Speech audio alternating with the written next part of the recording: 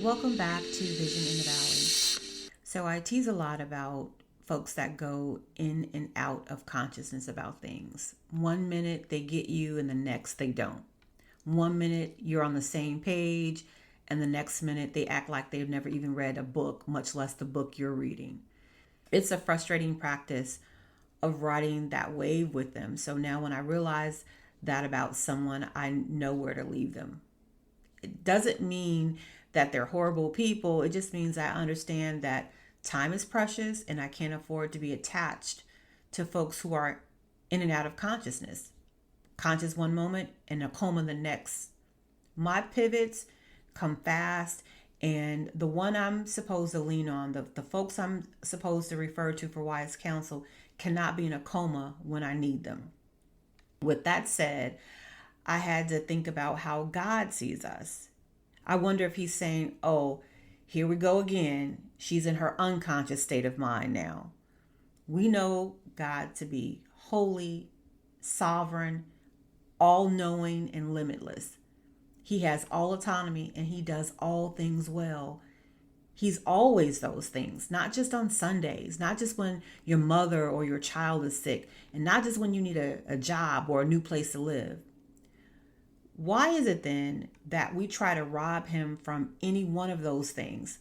Him being holy or sovereign or all knowing or limitless. I find that we are willing to ignore that he's always holy when we want something that conflicts with him being holy, even if it's the slightest of things. Think about it. We ask him to ignore being holy for a moment, like we're saying, turn your head, God, or act like you don't see me. Sometimes we are punished for the act, and sometimes it seems like we got away with it. Today, I'm not talking about the punishment or about the grace he extends us when we misbehave. Today, I'm just talking about the fact that we forget he cannot not be holy. That as much as he loves you, he cannot give up being God, even for you. I bring this up for a few reasons. One of which is my proclamation to live in alignment with God's will for my life. Through this walk, I've been able to see breakthroughs, even in the relationships, because I've also put them on the altar. I don't have to worry about managing portions of my life and then allow God to manage the other parts, but instead just give him everything. Give it all to him. One of the questions that I've been presented with actually quite often was, what if my alignment doesn't match the other person's alignment? And I tried to explain this, that when we are each in alignment with God, God orchestrates and directs the rest. We don't have to worry about how one alignment fits into another. That's the master's job. If you think about it, when we say he's all knowing and sovereign, we're saying that he reigns over all and he has everyone in mind all at the same time. He's not forgotten what he's told you or anyone else. The instructions you received from him can't complicate things. And you're not meant to manage what someone else has been told or assigned to do. Who is this message for? You can't mess up anything. You can't mess it up because you're not in charge of anything. The only thing you're in charge of is you. And to be totally honest, you're not even in charge of you. You were created for his purpose. This is an example of what I'm talking about when I say going in and out of consciousness regarding who God is. We all do it from time to time. But some of us live in that unconscious state, calling it woke, right? I'm putting my quotes up, calling it woke or conscious. I'll give you one of my examples of going in and out of consciousness. I've discussed with you the need for me to have a CPAP machine last season. So I had a sleep study performed, and it revealed that I stopped breathing 15 times or more per hour during my sleep.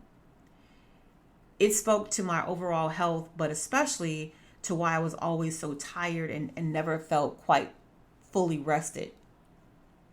I knew that I was also blessed in my sleeping hours. I received dreams and revelations about my future, including this podcast, during my dreams. So as much as I wanted sleep and rest, and I wanted to be healthier, I also wanted my love language to be protected. I was actually nervous that once I used the machine, my crazy, inspirational, amazing dreams would cease. I was going in and out of consciousness about how God decided to love on me. Isn't that crazy? It was as if I was saying that the dreams were just a fluke and only came by way of medical deficiency. Really?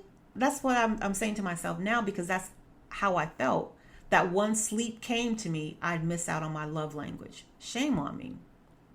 He is so God that he was trying to tell me, like, boo, get your sleep, get your rest, and I'll talk to you later.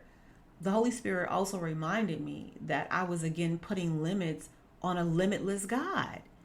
He spoke to me in my dreams exclusively at one point because that's the only time I was able to hear him. It was the only time I was quiet enough and still enough to receive him.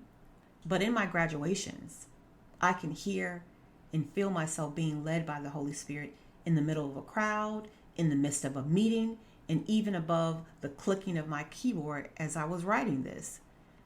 It was as if the dreams were just the beginning, just to allow me to get familiar with his voice.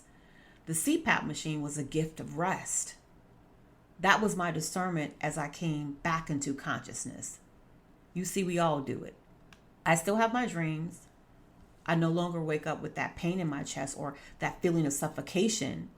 He didn't need me to worry about the interruption of our conversations. He's all knowing. That diagnosis and the presence of that CPAP equipment, it couldn't change how he speaks to me. I was wrapping a spiritual connection in fleshly tapestry, if you will. I was limited by what my mind could understand. I was in and out of consciousness on understanding what's on me and completely forgetting about what's in me. The Holy Spirit dwells in us. Romans 8:9 and 1 Corinthians 3:16 reminds us of that. So my message to you is to wake up, my dear friends, and let us stay alert and conscious.